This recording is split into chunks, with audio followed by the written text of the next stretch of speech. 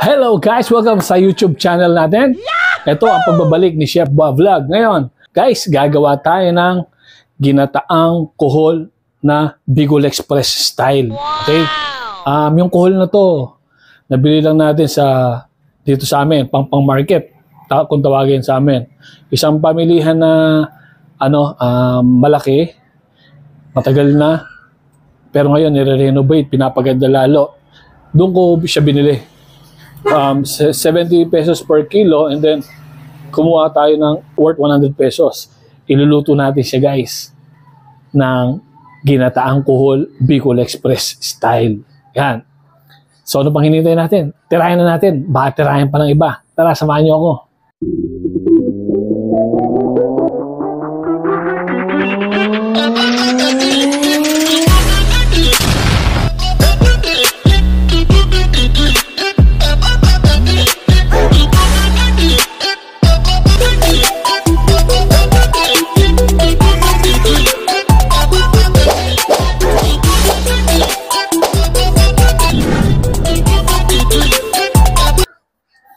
Ito yung guys. Ito yung kuhol na binili natin. Binabad na natin to sa tubig. 3 days. Binabad ko yan. Nagsuka-suka na. Ngayon ito. Ngayon guys, kung mapapansin nyo, walang lumulutang dyan. Tinanggal ko na yung mga lumutang na namatay. Patay na yun eh. Pangit yun. Kasi pag luto nyo yung patay, hindi nyo namalayan, iba ni lasa.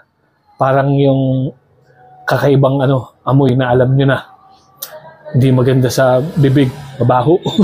Ngayon, lilinisin naman natin. Turuan ko kayo paano maglinis. Ito yung diskarte ko, paano linisin ha.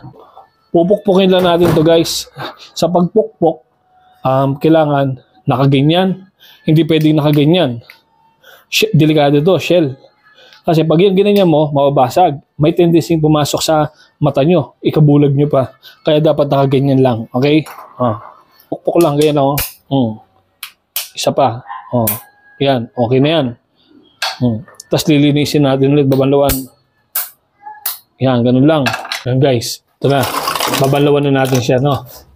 Banlawan natin, na mabuti. Para mawala yung mga basag niya. Mga bubog. Diba? Mga bubog niya. Last banlaw. Ngayon, nalinis na natin yung kuhol natin. Sa gulay naman tayo. Gulay natin, ano lang yan eh. Kangkong. Pero bago natin iwain, dede muna. Tara, tira. Ganito lang guys. Bilisan lang to. Yan. Tapos, ito, di na pwede to. Dulo na to eh. Tapos yan, ugasan natin yan mamaya. Sili. Ito, nahugasan ko na to guys. Sili, green. Yan lang natin. Nahiwanan natin yung siling green. Kurado, almoranos yung abot natin dito.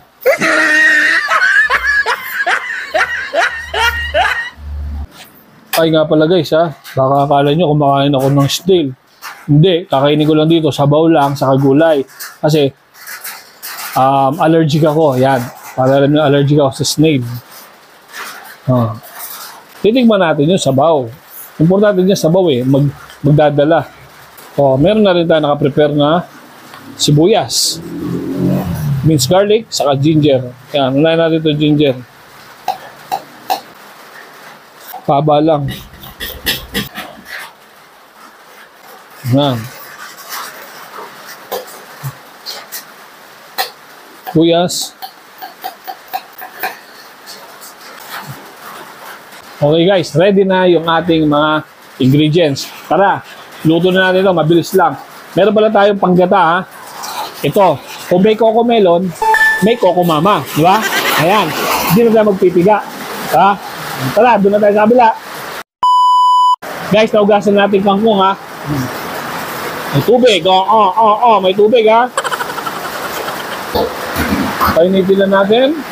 Okay. Cooking oil. Yan natin cooking oil. Unahin natin itong tatlo. Sibuyas. Yan. Pag nag-iba ng kulay, bawang. Labasan natin yung aroma. Tapos, luya. Yan. Gisa-gisa lang. Okay. Lagyan na natin yung ating native na kuhol. Okay?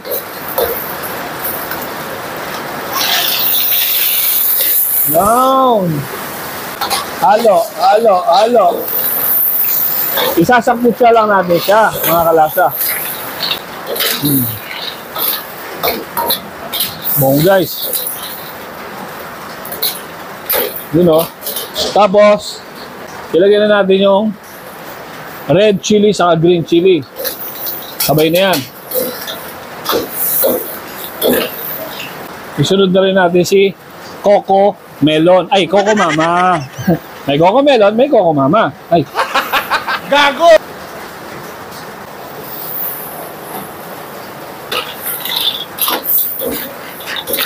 Tapos, patayin natin si yung isang burner natin na malaki. Yung maliit na lang iwan natin. Pakuluan. Tapos, ilagay na natin yung kangkong. Hugasan na yan guys ha. Timpla na natin guys. Patis. Fish sauce. Yan. Dagdagan natin kung matabang. Tapos, syempre di mawala yung ating good item. Syempre pampa-umami. Okay? Konti lang. Konti pa. Nando. Kasarap. Ngayon, pakulan natin ito ng 3 to 5 minutes.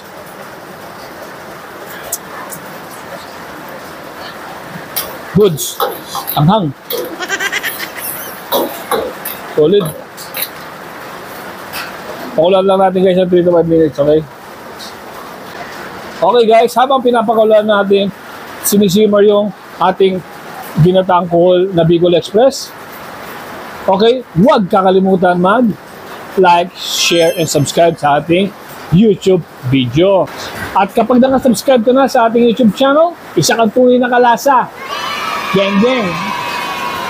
Yung mga mami naman dyan, gusto gayahin to, napakadali, napaka-basic. Okay, tignan nyo lang, i-review nyo lang, dahan-dahan, yung ating video. Okay, step by step. At yung paglinis nito na proper ha, ingat kayo. Guys, mga mami, ingat. Dahil meron akong kasamahan dati na nasira yung mata niya dahil tumalsik yung shell. Okay? Dahil mali yung paglinis niya. Okay? Kaya, sinare ko sa inyo yung proper na paglilinis ng tubig-lat. Guys, sinare ko lang sa inyo yung proper tips ng paglilinis ng native na kuhol. Okay? Check na natin, mga kalasa. Yun o. Kabango. Tignan natin ulit.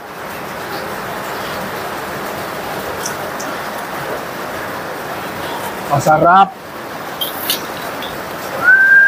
Masarap.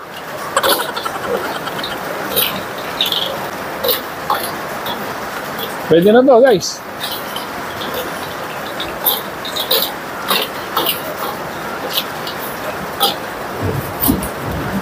Plato na natin. Tara.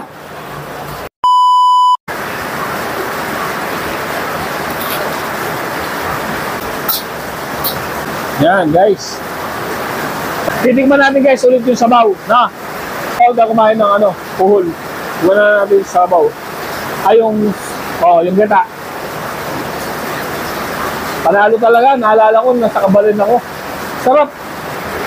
Ito naman, yung snail, tutulong siya paano dukutin. Okay? May toothpick tayo. Ganito lang guys, dahil nabasag yung likod niya, okay? Dudukutin lang yan, toothpick, ganyan, yan mo. Diba? Sasama agad yan. Okay? sasama agad yan pag tinutpik. Oh, di ba? Ang galing, ang bilis. Oh. Ganun lang. Kasi basag na. Wala na siyang kapitan sa Kuwait. Binasag na natin. Kaya ito. Ganyan lang. Pero, bawal natin tikman. Bawal tayo sa suso. Okay? Sila na lang kakain nito. Ang kinakain ko lang, mga fish. Okay? Pero ito, bawal tayo nito eh. Okay guys? Salamat sa inyo panonood sa ating content ngayon. Huwag kakalimutan guys, i-share yung ating video para laging updated sa ating YouTube channel, okay? Hanggang sa muli, maraming salamat. Pag nakasubscribe ka sa ating YouTube channel guys, isa kang tunay na kalasa, okay? Geng, geng. Peace! Salamat!